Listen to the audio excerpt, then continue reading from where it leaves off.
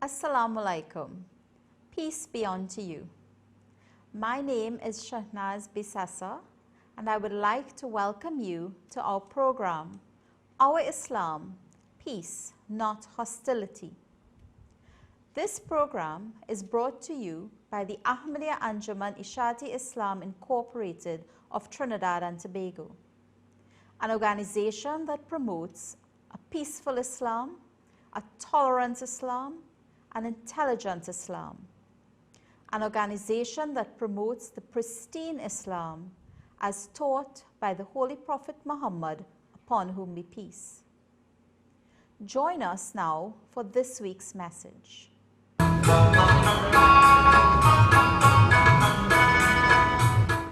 I'm so happy to be here, and Happy New Year's to you viewers. And suiting to the new year, today we're going to talk about New Year's resolutions. So today we want to talk about New Year's resolutions. What are they? Why do we make them? And how can they be good or bad? So a new year to many of us means new opportunities, and that's a good thing. We have wishes, we have desires, we have a lot of good intentions for our new year, and we take it as a timeline in life where all things are new. But really, when you think about it, each day all things are new, each week all things are new, but it's just a grander scale when we think about a brand new year of our lives. So why do we make New Year's resolutions? Well, really, all of us have that innate feeling, that responsibility within ourselves to control our environments, or to control the things that happen to us and around us, and to control the things that happen to our families. And it's that need for control, or that sense of autonomy, that pushes us towards writing down things, or even making guidelines or setting plans for ourselves or goals to help us accomplish these tasks, to help us accomplish all the things that are going to assist in giving us that control or that autonomy. So then it sounds like a good thing. It's a sense of autonomy. It makes us feel effective in our environment. It makes us feel as though we can effect change. It makes us feel a sense of power, that what I do or what I don't do can actually cause something to be or not be. And when we really sit and think about it, that's a marvelous feeling, that we have that power in the universe, in ourselves, in our family, in our small little place of our environment. We have the power to effect that kind of change.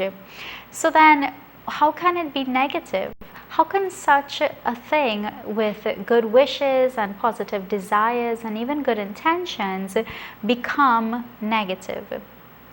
Well, they become negative when we set unrealistic expectations for ourselves and for others. And you may think, oh, well, no, everything I say I'm going to do, I can do. And maybe you can one day, or maybe you can in a different circumstance. But many times when we make our New Year's resolutions, what we do is we forget to consider the other responsibilities that we have. You remember, all your life is not just focusing on accomplishing this goal or these goals that you've set for yourself. We also have other responsibilities for our other duties and roles in life. So for example, here I am speaking to you today as a clinical psychologist, but I'm also a wife, I'm a mother, I am a peer tutor, I am a counselor in other regards. I am still a student because I'm still learning a lot of things. So to me, there are many roles, and of course it's not exhaustive. It's not that each one of us can count the 5 roles that we have, because we have so many roles, I am a citizen, I am a motorist. And when you think about it, we are all 100 things or even more, and it depends on how much we do in our environments. So you may set a goal, or you may set 5 goals, and when you set those goals, it's going to be difficult for you to consider every single role that you act in and how that goal or attaining that goal is going to impact or be impacted by these many other roles that you face. So then what do these negative resolutions look like? Well, we can put them into 2 very broad groups. The first group is it can be an all or nothing resolution. So I'll give you an example. I'm going to exercise for 3 hours per day every single day. That's an all resolution. It means that every single day I'm adding an activity to my life. Now, don't get me wrong, exercising daily is positive and it is healthy, but how realistic exactly is exercising 3 hours per day every day? And you may be saying, oh, well, I just thought of an outlandish example for the purpose of this talk, but it is an example of a resolution that I know people who've had, and you may know people who've made resolutions like this before as well. So it's really difficult in the age that we live in, with work and school and traffic especially, not to mention the weather, the economic times, for us to be able to take 3 hours a day every single day to either go to the gym or to find a place at home to exercise.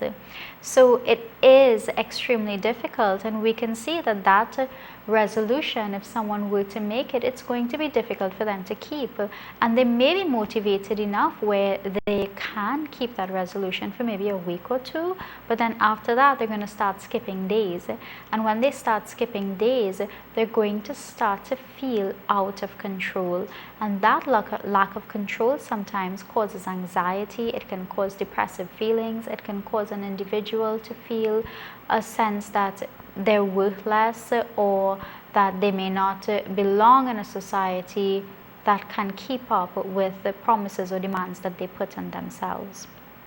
So that's an example of the all.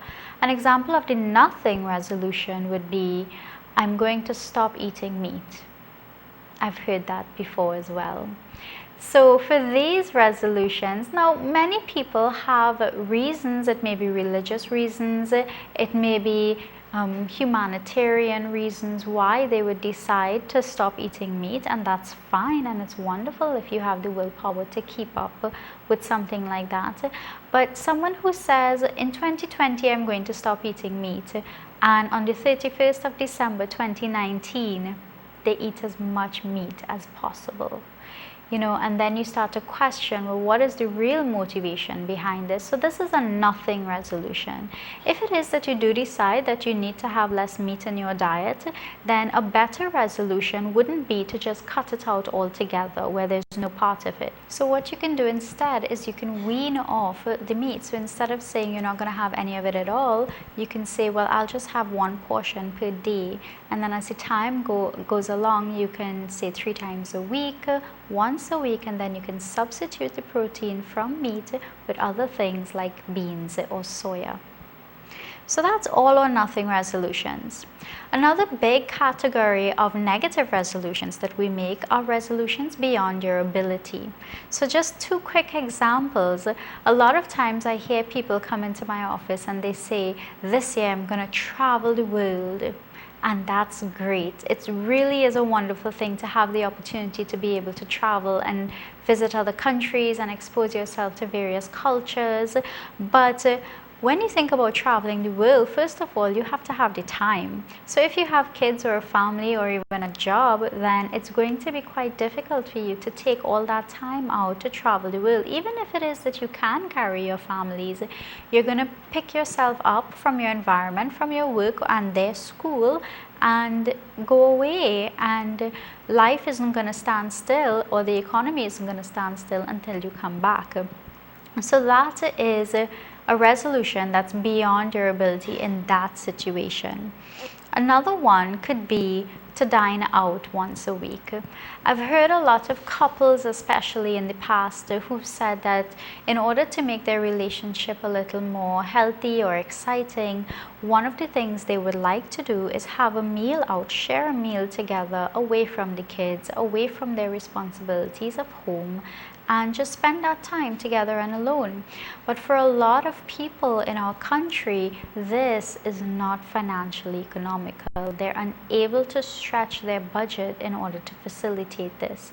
So, you know, a more healthy resolution may be, well, let's have dinner at home. Set the table, have your knife and fork if you want to have your glass, and it doesn't have to be wine, it could be something else. Have a dessert, it could just be cookies from the grocery store, and set that time out and say once a week we're going to sit together as a family around the table and we're going to have a nice dinner.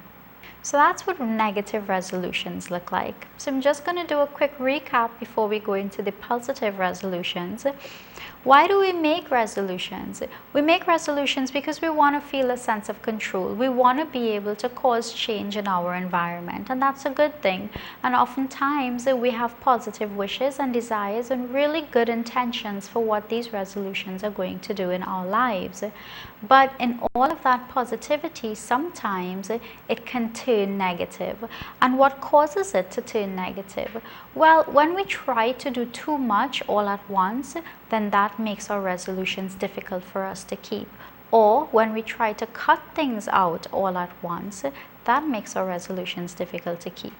In addition to that, when we're making resolutions, we want to make sure that the things that we set for ourselves to do are actually attainable things. So when we say things that are beyond our ability, whether it's our physical ability or our financial ability, we want to be able to recognize that those are the things that's going to make it difficult for me to keep these resolutions. And you remember, it's not just a checklist of things that you do or do not do. For a lot of us, when we're unable to meet the resolutions that we set for ourselves, we can feel like a failure, or we can feel like we're worthless. We can feel like we're incapable of doing things that we promised ourselves that we would do for our own good. And those kinds of thoughts can cause anxiety, and it can cause depression. And of course, we spoke about those two things last year.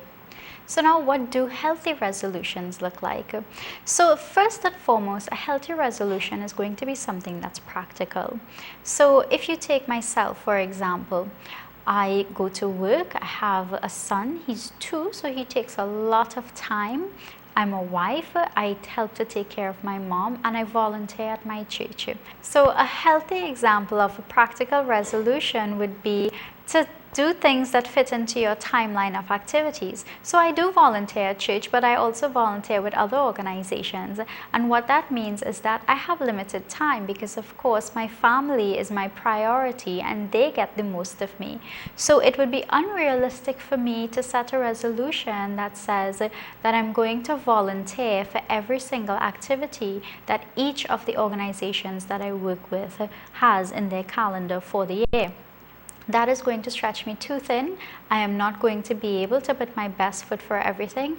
And finally, and probably worst of all, is that my family isn't going to get the best of me because they probably won't see me as much. So when you set resolutions, you want to make sure that the things that you say you're going to do fits into your lifestyle, fits in with your personality. Two best friends can set resolutions and they may have completely different resolutions because they have completely different personalities.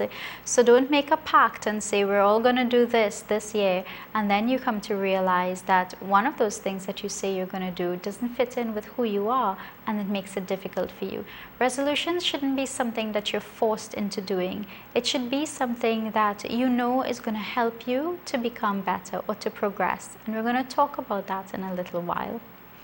The second thing that a healthy resolution looks like is that it's attainable. What does that mean? Well, remember the example with traveling around the world? If something is attainable, it means that I know I can get it. It's within my reach.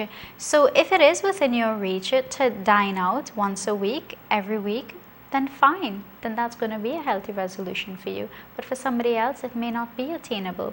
If it is, you know that you have 3 months of vacation time piled up and the government says you're going to have to take it before August this year, and you want to take that time and you want to travel around the world, great, because then it's attainable for you. So you have to know each of our situations is going to be a little bit different, and we have to be able to look at ourselves and look at our lives and consider what are the things we want to do. What are the things that's going to add value to my life? I'm not just making a resolution so that I can be popular. I'm not just trying to accomplish something so that other people would praise me for it. What I really want to do is effect change in my life, in my environment. What I really want to do is progress. And this goes into my personal resolution, and we'll talk about it a little later on. But progression is what we ought to consider over improvement, and there is a big difference between the two. So when you think about progression, progression allows you to fail. Progression means that you're moving forward, but it's not always going to be a straight line up. Progression means that it's going to be a windy road, it's going to be pits and falls, it's going to be failure along the way, but we're going to get up from it, and at the end of the day I would have learned something and I would have moved on. Progression therefore allows you to fail. Progression allows you to learn, and progression allows you to climb again. So in a lot of the talks that I do and in therapy with my clients as well, I often use the term failure is a ladder. And what does that mean? It means that every single time I fail at something, I can take that and I learn a lesson of what not to do. So if I fail at something 100 times, it means I learned 100 ways not to do it. And that learning is actually going to assist me in doing it better next time, or even in doing it more accurately. And I don't know about you, but I can tell you, for me, once I fail at something and I realize that that's not the way to do it, I never forget that lesson. Failure teaches you lessons that you wouldn't otherwise have learned, and it's very important to be able to have that mindset and to be able to have the eyes to see that when I fail at something, even if I fail over a dozen times, it means that I'm learning. It means that I am acquiring information that somebody else would not have had the opportunity to acquire because they've never failed at it. So it's a good thing. Remember that failure is a ladder. You keep climbing on those 100. You keep climbing on those 100 lessons that you have learned from failing before, and then eventually you're going to be 100 steps higher. When we think about improving, on the other hand, it's getting better every day. So therefore, improving is one directional. It never lets you go backwards. It doesn't allow you to fail, or when you do fail, when your mindset is that you should be improving, then it causes a big humbug in your life. It's like a stumbling block that's difficult for you to get past.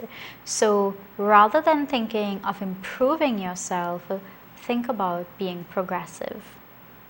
So I'm just going to give you some examples of healthy resolutions as we get down. The first thing is to be physically active every day. So I would have given you an example before where a resolution would have been to exercise for 3 hours per day every day, and we talked about that one being a negative resolution. But this one says physical activity every day. Physical activity could mean vacuuming. Physical activity could mean washing the car, it could be walking the yard, it could be anything. It could be going shopping, running around, doing errands. Physical activity, as long as you feel your heart rate start to pump a little bit, start to beat a little faster, that's what you want. You want to know that you're getting that blood moving. You want to know that you're getting oxygen into your brains. The second thing you want to do, and this is really important, and I've already started doing this for myself, you want to carve out some time each day where you have no stimulation. What does that mean? A lot of us, when we go to work and we're coming home, we just want to listen to music because it helps us relax. And of course, music helps you relax. But when you're listening to music, what you're actually doing is you're continuing to stimulate your brain. So your brain is focusing on the road, your brain is focusing on the music. You don't know it, but all of these unconscious processes are happening. When you're in work, you're fully stimulated because you have a job to do. When you get home, as soon as you do, you take out food to eat, you may change your clothes, you may do some chores, you turn on the television because you want to relax, right? And while you're watching television, you're actually stimulating your brain some more. After you watch television, you take a shower, you organize your stuff for the next day, you get ready for bed. When you go to bed, you pull out your phone. And on your phone, you're on social media, or you're reading articles, or you're listening to music, or you're playing a game. But again, you're stimulating your brain. So from the minute you open your eyes in the morning to the minute they close at night, your brain is being stimulated. There's no downtime, there's no rest, there's no reflection, and your brain needs that time. Because what happens is the minute you take away stimulation from your brain and you just sit in a quiet environment, your brain actually continues to work. What it does is it rehearses things that you would have done that day. Your brain continues to encode information. Your brain continues to process information. But except this time, you're not overloading it with more information. So what you would actually find is that you're a little more rested. And over time, this means that you'll be a little more calm, a little less anxious. Thirdly, you want to diligently and purposefully speak kindly towards yourself. What does that mean? It means that it's extremely easy for us to know when we failed. It's extremely easy for us to stand in the mirror and look at ourselves and tell ourselves the things that we didn't do right or the things that we could have done better. But what we need to do is every single day make it a point, at least one thing. Say something kind to yourself, or say something kind about yourself. You know, us ladies have a tendency, if we wear a nice dress and someone says, "Oh, you have on a lovely dress, I love it," we would say, "Oh, this is so old, I just had it, I just picked it up." Or we would say something to downgrade the compliment, and we think that it's making us seem, you know, shy, or it's making us not appear to be proud.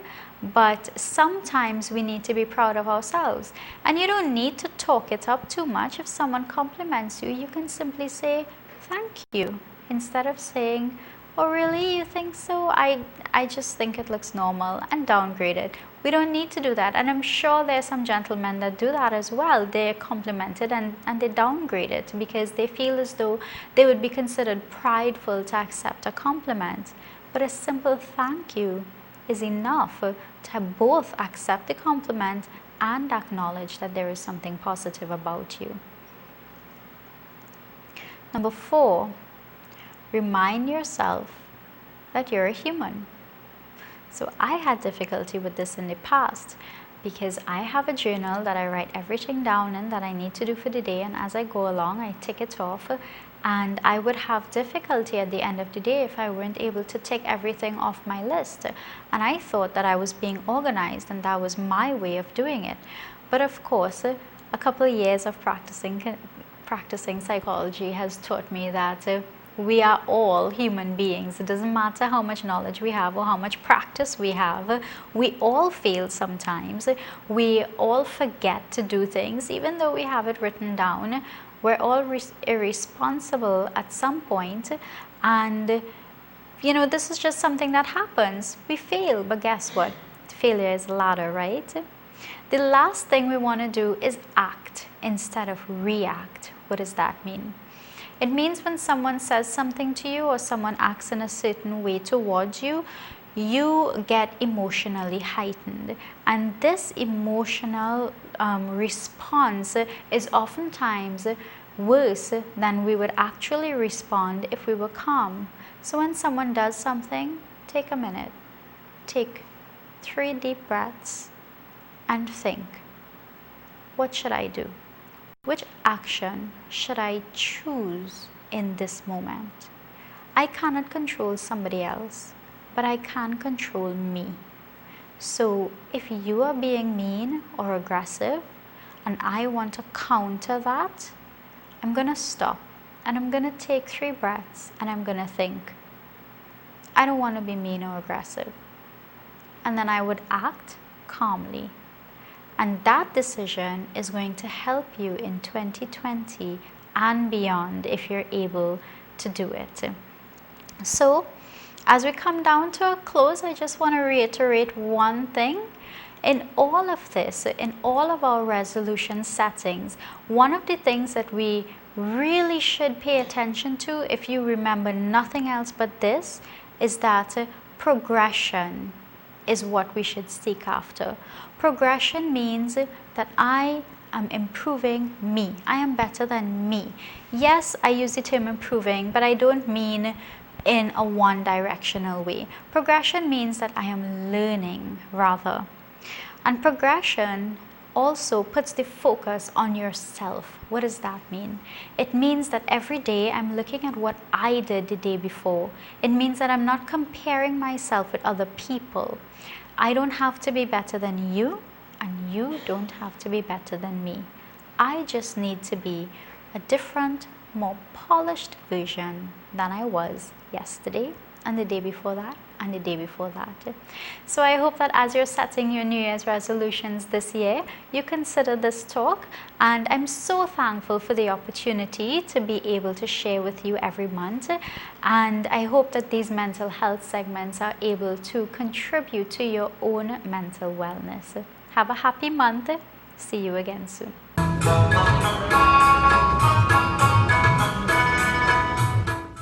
Assalamu alaikum. Peace be upon you.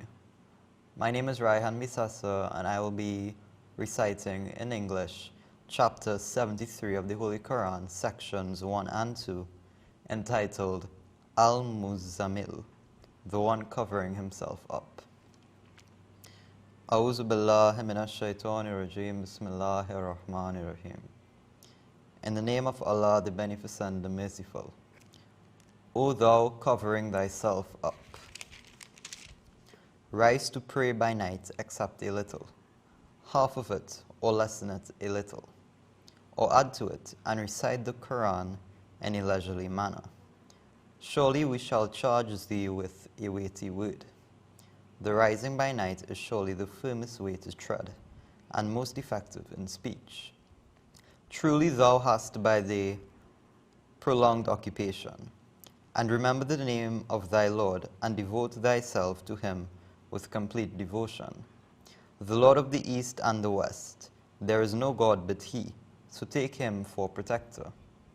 And bear patiently what they say, and forsake them with a becoming withdrawal. And leave me and the deniers, possessors of plenty, and respite them a little. Surely with us are heavy fetters and a flaming fire, and food that chokes and a painful chastisement, on the day when the earth and the mountains quake, and the mountains become as heaps of sand let loose. Surely we have sent to you a messenger, a witness against you, as we sent a messenger to Pharaoh. But Pharaoh disobeyed the messenger, so we seized him with a violent grip. How then, if you disbelieve, will you guard yourselves on the day, which will make children gray-headed? The heaven being rent asunder thereby, his promise is ever fulfilled. Surely this is a reminder, so let him who will take away to his Lord. Thy Lord knows indeed that thou passest in prayer nearly 2/3 of the night, and sometimes half of it, and sometimes 1/3 of it, as do a party of those with thee. And Allah measures the night and the day. He knows that all of you are not able to do it, so he has turned to you mercifully. So read of the Quran that which is easy for you. He knows that there are sick among you, and others who travel in the land seeking of Allah's bounty, and others who fight in Allah's way. So read as much of it as is easy for you, and keep up prayer and pay the poor rate and offer to Allah a goodly gift. And whatever good you send beforehand for yourselves, you will find it with Allah. That is best and greatest in reward. And ask forgiveness of Allah. Surely Allah is forgiving, merciful. Amin.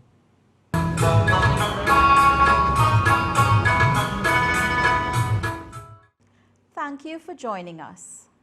Tune in again next week for another episode of Our Islam, Peace, Not Hostility. Assalamu alaikum. Peace be unto you.